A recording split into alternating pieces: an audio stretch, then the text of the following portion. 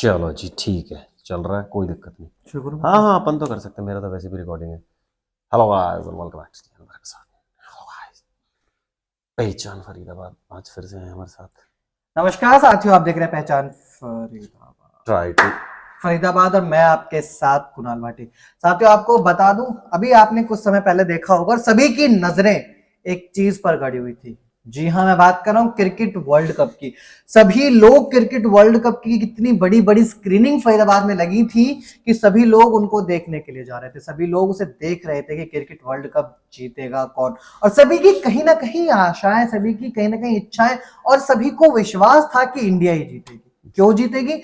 क्योंकि 10 के 10 match India जीत चुकी थी, इसलिए सभी को विश्वास था कि इंडिया जीतेगी। भाई 10 के 10 मैच जीते, उसने सेमीफाइनल इतना अच्छा खेला था, फिर इंडिया पहुंची है, इतना मस्त तरीके से पहुंची। लेकिन अभी कुछ समय पहले मैंने एक पोस्ट देखी, हमारे फरीदाबाद के जाने माने यूट्यूबर साहिल चौधरी जी के पेज पे एक पोस्ट देखी थी, जिसपे उन्होंने लिखा हुआ था कि क्या मैच फिक्स था। उन्होंने एक पोस्ट डाली हुई थी, जिसमें कमेंट मैंने किया था, भाई ऐसे कैसे आपने बोल दिया। इन्होंने बोला मैच फिक्स था। सर ऐसे कैसे बोल दिया आपने? मैच फिक्स था, लोगों की भावनाएं जुड़ी हुई हैं इससे। और आपने देखा होगा मैच कितने अच्छे तरीके से वो तो खेले थे, लक होता है हार गया। आपने पोस्ट डाली, क्या रीजन था उस पोस्ट के पीछे? देखिए कुणाल, सबसे पहले तो मैं सभी दर्शकों को हाथ जोड़कर नमस्ते बोलता हूँ, जय श्री राम। और आज के जो मैं सच आप लोगों के सामने बता रहा हूँ, शायद बहुत सारे लोग इस बात से एग्री नहीं करेंगे, लेकिन मैं कुछ पॉइंट्स आप लोगों को ऐसे बताऊंगा। मतलब कुछ मैं चाहता हूं पॉइंट्स तो कि बताइए। आप भी उसके बारे में सोचें और अपनी भी रिसर्च करें। मैं बताने से पहले इसलिए बोल रहा हूँ क्योंकि रिसर्च करिए, काफी टीम लगती है रिसर्च में, तब ये सारी चीजें सामने निकल कर आती हैं। आप सबसे पहले आपने खुद ही बोला अभी कि वो 10 के 10 मैच जीते थे। बिल्कुल ठीक है, 10 मैच जीते ही नहीं तो कुत्ता बनाया था। मैं सच बताऊं तो बुरी तरह से, मतलब रॉकेट खेली थी, इतनी तगड़ी फाइट की, मतलब इसको फाइटर बोलते ना कि एक ही बंदा था धड़ धड़ धड़ धड़, मतलब एक होता डर के डिफेंस खेलना। 10 मैच जब वो जीती, क्या आपने उनको डिफेंसिव खेलते हुए देखा? अटैकिंग खेलते हुए नहीं देखा। अटैकिंग खेला था पूरा का पूरा। बॉलिंग तो मतलब इतनी लाजवाब थी, सारे मैचेस में खतरनाक बॉलिंग थी। 10 मैच में ताबड़तोड़ तो बहुत बढ़िया परफॉर्मेंस दी थी। मानते हो? सब मानते हो? सब मान। अब मुझे एक सवाल का जवाब दो, इंडिया की जो टीम है उसका सबसे बड़ा स्पॉन्सर कौन है? ड्रीम 11। बीसीसीआई का सबसे बड़ा स्पॉन्सर है ड्रीम 11। बिल्कुल। उनकी टी शर्ट पे भी देख रहे हो, आईपीएल में देख रहे हो, हर जगह देखते हो, सबसे बड़ा स्पॉन्सर है जी। ये तो सिर्फ एक ही की बता रहा हूं, ऐसी और भी कंपनीज है। माई सर्कल 11 है, एमपीएल है, एमपीएल का जिसका जो ब्रांड एम्बेसडर है वो विराट कोहली है जी। इन 3 कंपनियों का जो पैसा जो लगा हुआ था, वो उसकी धनराशि टोटल थी 80,000 करोड़ रुपए का। लोगों ने सट्टा लगाया। अब ये कंपनीज क्या करती है, पहले तो आप मुझे ये बताओ। सट्टा, सोचने की जरूरत क्या है इतनी? कोई आटा राशन थोड़ी बेचती है ये, सट्टे की कंपनियां ना। सट्टा लगा था उस दिन, इतिहास में आज तक का बता रहा हूं, कभी इतना बड़े लेवल पे सट्टा नहीं लगा। 80,000 करोड़ का। मैं तो सिर्फ 3 कंपनियों का बता रहा हूं, अभी तो पता नहीं कितनी कंपनियां हैं जो इतना बड़ा सट्टा लगा हुआ था। अब मैं क्या बोलूं, मैंने ये सच जानने के लिए मैंने खुद भी 50 रुपए इस पे लगाए थे, क्योंकि मुझे कहीं ना कहीं डाउट लग रहा था। मैंने कहा 50 रुपए हारेंगे कोई बात नहीं, या जीतेंगे जो भी है, कम से कम एक डाउट क्लियर हो जाएगा। तो जब मैं वो 50 रुपए लगा रहा था ड्रीम 11 पे, मैच शुरू होने से पहले टीम बनानी पड़ती है। मैच शुरू हो जाने के बाद आप टीम उस पर नहीं बना सकते। आप लोगों को पता होगा, जो ड्रीम 11 जिन लोगों ने यूज करी है शायद उन्हें ये बात पता होगी। तो मैच शुरू होने से पहले, जैसे मैं एक दिन पहले टीम बना लेता हूं, उस पर आ जाता है आप टीम बना लो अपनी। मैंने भी बना दी। उस टाइम 50 करोड़ लोग ऑलरेडी टीम बना चुके थे। 50 करोड़ लोग सोचो उस पे। अरे लोग एक अकाउंट से थोड़ी बनाते हैं, आप कितने भी अकाउंट से बना दो टीम, तो आपको तो सिर्फ पैसे देने 50 रुपए, तो सोचो 250 करोड़ रुपए तो सिर्फ एक बेट का बता रहा हूं मैं, एक बेटिंग पे। उसके बाद में एमपीएल जो जिसपे सवाल जवाब चलते हैं। अब चलो ड्रीम 11 की खत्म कर देता हूं। 50 रुपए, 100 रुपए, 150 रुपए, 1000 रुपए, 5000 रुपए, 10,000 रुपए, ऐसे करके आप अलग अलग कितने भी धनराशि का आप खेल सकते हो। उसके बाद में जो दूसरी कंपनी है एमपीएल का बताता हूं मैं। माई सर्कल 11 पे भी टीम ही बनती है, ऑलमोस्ट सेम है ड्रीम 11 जैसी। एमपीएल का सच बताता हूं, एमपीएल में क्या होता है, सवाल चलते हैं, जैसे इंडिया जीतेगी, ऑस्ट्रेलिया जीतेगी। अब उस पे आप 2 रुपए का भी, 10 रुपए का भी, कितने का भी सट्टा खेल सकते हो। उस पे भी मैंने 10 रुपए लगाए थे जानने के लिए। 10 रुपए में मैं बंगले कोठी नहीं खड़ी कर लेता सच जानने के लिए। 10 रुपए लगाए कि इंडिया जीतेगी। अब मेरे जैसे पता नहीं कितने अनगिनत लोग होंगे जिन्होंने 10-10 या 50-50 रुपए सब पे लगा। मेरे जैसा कभी ना खेलने वाले इंसान ने भी लगा दिए। सबको पता था 10 मैच जीत गई। अगर आपसे भी पूछते यार 10 रुपए लगा लेना, आप क्या बोलते? लगा दे 10 रुपए यार, 50 रुपए में क्या जा रहा है, इंडिया की जीत पे लगा, 100 रुपए लगा दो मेरे। 10 मैच लगातार जीते, लोगों को कहीं ना कहीं उम्मीद थी कि इंडिया ही जीतेगी। चाहे आप उस 100 रुपए से 1000 रुपए बना के आप खाना खिला दो, आप दान कर दो कि भाई मेरी तो विश पूरी हो गई, मैं तो इस पैसे को दान कर रहा हूं।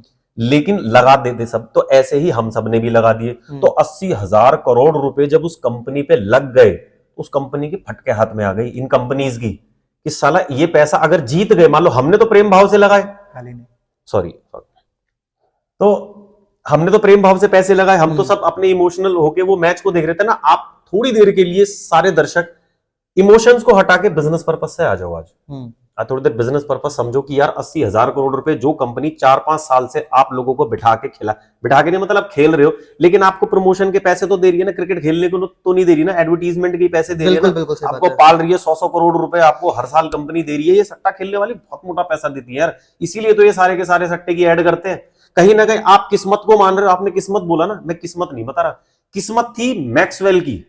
जब अफगानिस्तान और ऑस्ट्रेलिया का जो मैच था जिसमें 90 रन के अंदर अंदर 7 प्लेयर आउट हो गए थे, मैक्सवेल के पैर में क्रैम्प आया, गिरा, उसके बाद भी वो खेला, लेकिन उसको बोलते किस्मत। जहां बैट घुमा रहा है वहां चौका जा रहा, बॉल ही वहीं पड़ रही है। 201 रन बनाए, 7 प्लेयर आउट थे, बॉलर वही थे सेम के सेम जिसने 90 रन में 7 प्लेयर आउट कर दिए, लेकिन उस दिन लक मैक्सवेल लेके आया था। तो मैक्सवेल का लक क्या था कि बॉल जहां भी वो बैट घुमा रहा, बॉल ही वहां पड़ रही थी। मैच जीत गई ऑस्ट्रेलिया। लेकिन इंडिया के अंदर आप बताओ, एक भी बंदा, रोहित शर्मा 47 पे आउट हो जाने के बाद एक भी बंदे ने कोई अटैकिंग खेला नहीं खेला। इंडियन प्लेयर्स को भी ये बात पता थी कि ये मैच उनको हारना है, बट दे वर ब्रोकन, वो अंदर से टूटे पड़े थे कि क्या करें अब। सर ठीक है, चलो मैंने आपकी सारी बातें मान ली, दर्शक भी देख रहे हैं, सारी बातें मान लेते हैं आपकी। चलो कि ड्रीम 11 पे पैसा लगा था, सब कुछ था, लेकिन आप हमें एक बात बताइए कि एक खिलाड़ी अपने खेल के साथ कैसे ये सब चीजें कर सकता है कि भाई उसे जो है वो ये करना पड़ेगा, उसे अपना खेल। अगर मैं 4-5 साल बैठ के किसी एक कंपनी का पैसा खाऊं, एक्चुअली ये बात पहले से पता ही नहीं थी किसी को कि भाई इतने बड़े लेवल पे सट्टा खेला जाएगा। ड्रीम 11 को तक को नहीं पता थी कि यार इस लेवल पे सट्टा चला जाएगा, या इंडिया 10 की 10 टीम जीत जाएगी, सॉरी 10 के 10 मैच जीत जाएगी, वो भी धोएगी बुरी तरह से। वो किसी को भी नहीं पता था ये बात। अब ये तो अनहोनी हो गई ना। इंडिया के सामने भी तो सिचुएशन आप देखो ना, ऐसी लाके खड़ी कर दी। अरे महादेव, ये है, ये एग्जिस्ट करते हैं। आप दुनिया को जुआ खेलने की सलाह देते हो, शराब की एडे करते हो, गुटखा बेचते हो, एक दिन आपके सामने ऐसी सिचुएशन आके खड़ी हो गई कि तुम 10 मैच जीत गए, आज तुम्हारा लेवल है, तुम बिना हारे वर्ल्ड कप भी जीतोगे, लेकिन तुम्हारा जो कर्मा है बाबू, उससे कहां बच के जाओगे। वो कहीं ना कहीं वो सिचुएशन में फंसा है। वो मना भी कर सकते थे कि नहीं कर रहे, लेकिन सिचुएशन में ऐसा फंस गए ना कि यार 4 साल से बैठ के खा रहे हैं, बीसीसीआई की इतनी बड़ी स्पॉन्सर है, करेगा। धर्म संकट इसी को बोलते हैं। ये होता है धर्म संकट में कर्मा की वजह से फंसना, किस्मत की वजह से नहीं फंसना।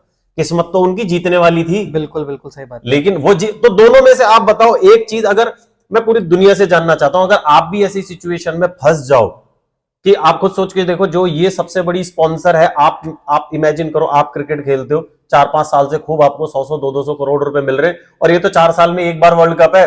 हर साल जो साल में 2 बार जो आईपीएल होता है, जब ये कंपनी इतना इतना भर भर के पैसा देती है, वो कहां जाएगा। आप बन जाओ रिबेलियन, कर देते फाइट, कोई इतना पैसा खा रखा था, लेकिन नहीं कर सकते थे कि मैं सिर्फ ये कि यार मैंने पुराने पाप किए, मैं वो एक्सेप्ट कर लेता हूं, मैं अकेला ढंग से खेलूंगा। या तो 11 के 11 खिलाड़ी थे, सारे के सारे ढंग से खेलते, या तो सारे के सारे नहीं खेलते। उन्होंने 50 रन के अंदर अंदर आउट करके ये भी दिखा दिया कि हम इस टीम को फोड़ सकते हैं 100 रन के अंदर अंदर, बट हम ये मैच भीख में दे रहे हैं। उसके बाद वो कौन सा प्लेयर था जो ट्रॉफी पे पैर रख के बैठा हुआ था? मेरे को कोई तो था, क्यूमिन नहीं था, नहीं कोई प्लेयर था, मेरे को याद नहीं, ट्रेविस हेड नहीं था, कोई और था। वो पैर रख के बैठा हुआ था क्योंकि भीख में मिली हुई थी उसको, उनको खुद को रिस्पेक्ट नहीं। लेकिन किस्मत उनको बोलेंगे कि वो किस्मत से लेके गए।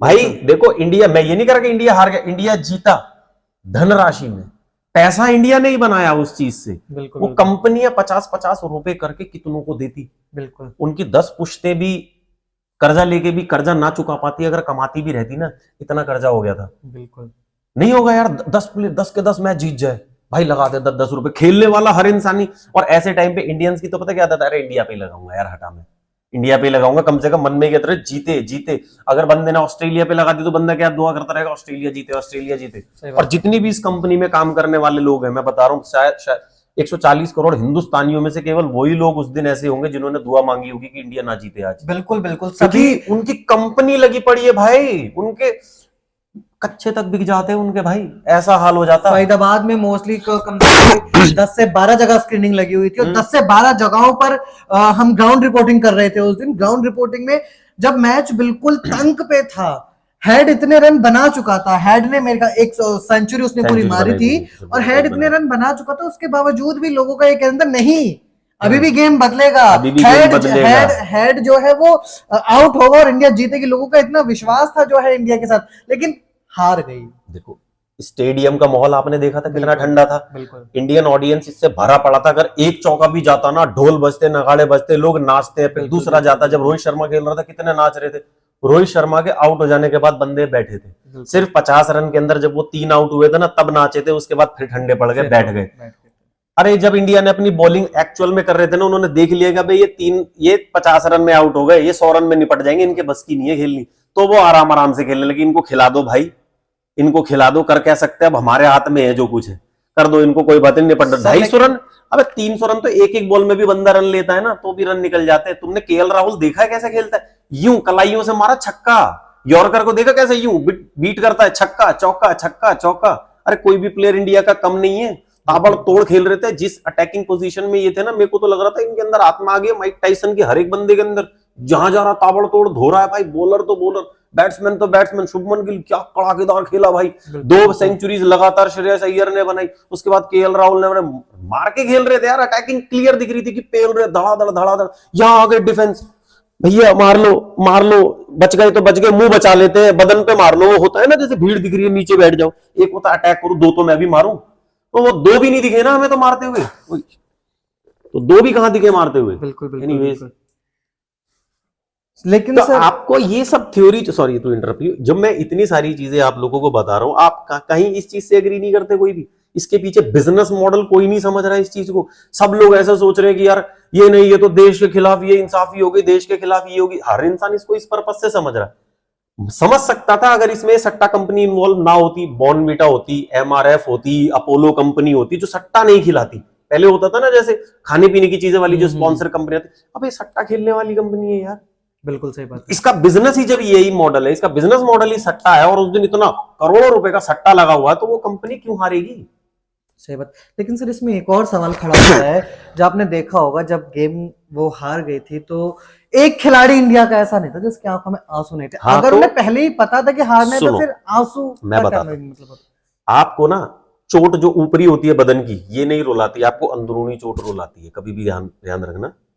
तो जब उनको पता है यार हम इस जीते हुए मैच को फाइट करते ना, कोई एक खिलाड़ी नहीं रोता, मैं तुम्हें बता रहा हूं, कोई एक खिलाड़ी नहीं रोता। जब जेन्युइन होता, फाइट करते, हार गए यार, हम तो अपनी तरफ से मस्त खेले, पूरी कोशिश करी थी, कह के कि यार उनकी वजह से आज हमारे सामने ऐसी परिस्थिति आ गई है। हम 10 मैच खेल के अंदर से गुस्सा रुला रहा था, वो गुस्सा था कि 10 मैच फोड़ देते अभी इनको।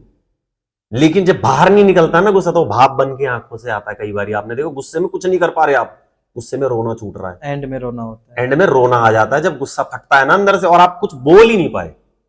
मोदी जी भी आए, नहीं बोल पाए, कोई भी नहीं बोल पाए। मोदी जी से भी तुमने देखा था जब वो मिल रहे थे, कैसे ऐसे मिल रहे थे, कोई उधर जा रहा है, कोई उधर जा रहा है, ऐसे नहीं सब लोग आ गए। केएल राहुल वहां खड़ा हुआ है, कोई उधर खड़ा हुआ है, कोई उधर खड़ा हुआ है, क्यों?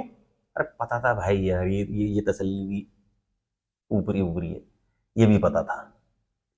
तो देखा आपने जैसे कि साहिल चौधरी ने हमें बताया कि कितने सारे ड्रीम 11 पर कितना बताया सर, 80,000 करोड़ का सट्टा। अभी आप खुद रिसर्च कर लेना, अगर मैं झूठ बोलूं तो आप खुद रिसर्च करके देख लेना, सट्टा कंपनीज का आपके सामने आ जाएगा। 80,000 करोड़ का बताया है कि 80,000 करोड़ का सट्टा लगा हुआ था, जिस वजह से उन्हें मजबूरी में वो गेम हारना पड़ा। अब क्या इसमें आप सर्च भी कर सकते हैं, जैसे कि बताया गया। आपका क्या कहना है इस चीज को लेकर? क्या सच में मैच फिक्स था या फिर सिर्फ साहिल चौधरी जी को ऐसा लग रहा है? कमेंट बॉक्स में जरूर बताएं। और भी कुछ चीजें थी जो शायद मैंने मिस कर दी हूं, जैसे कि बहुत बार आप लोगों ने देखा होगा यार, कोई बहुत बड़ी कंपनी डूबती है, जैसे फॉर एग्जांपल सीसीडी कंपनी, जब कंपनी डूबी थी तो मालिक ने सुसाइड कर लिया था। बिल्कुल। तो ऐसे ही जब कोई बहुत बड़ी हजारों करोड़ों की कंपनी जब डूबती है तो लोग अटैक से भी मर जाते हैं। बिल्कुल। तो ऐसे में मैं तो बहुत सारे लोगों को जानता हूं जो सट्टा वट्टा खिलाते हैं, जो किसी पे बहुत कर्जा हो गया, मर गया।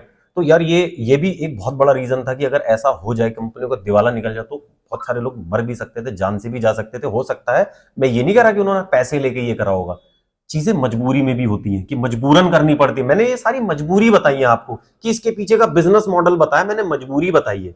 मैं ये नहीं कह रहा कि उन्होंने कहा हाँ सबके जेब में 100 करोड़ रुपए लागे ला, तो हम खुशी से हारेंगे। नहीं, खुशी से अगर कोई बंदा हारता तो रोता नहीं है, और सिचुएशनल फाइट करता हुआ इंसान भी हारता है, वो भी नहीं रोता कभी।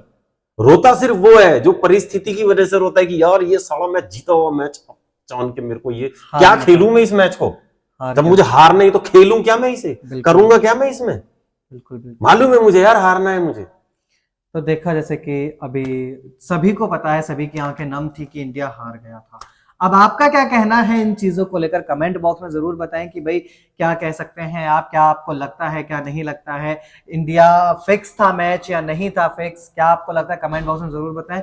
बाकी ऐसी ही तमाम खबरों के साथ फिर से आपके साथ जुड़ूंगा, तब तक के लिए बने रहें और देखते रहें पहचान फरीदाबाद पेज। नमस्कार। और मेरे भी चैनल को सब्सक्राइब कर लेना यार, इतनी इंपॉर्टेंट इतने काम की नॉलेज मैं आप लोगों के लिए लेकर आ रहा हूं और ये बिल्कुल भी झूठ नहीं है गाइस, मैं सच बता रहा हूं आप लोगों को। प्लीज इस वीडियो को ज्यादा से ज्यादा शेयर करें, मुझे लगता है कहीं कुणाल ये वीडियो मेरा बैन ना हो जाए यार, इतना तगड़ा काला सच देखते हैं मैंने बता जैसा दिया भी यार होता लोगों है। को। तो भाई हाथ जोड़ के क्षमा चाहता हूं, नफरत फैलाने का मेरा कोई मुद्दा नहीं है इसमें, जो सच था वो आप लोगों को बता दिया। बाकी जनता जनार्दन आप फैसला करो, आप बताओ कमेंट करके क्या ये जो तथ्य है ये सच है या नहीं है, झूठे हैं, बेबुनियाद है। धन्यवाद।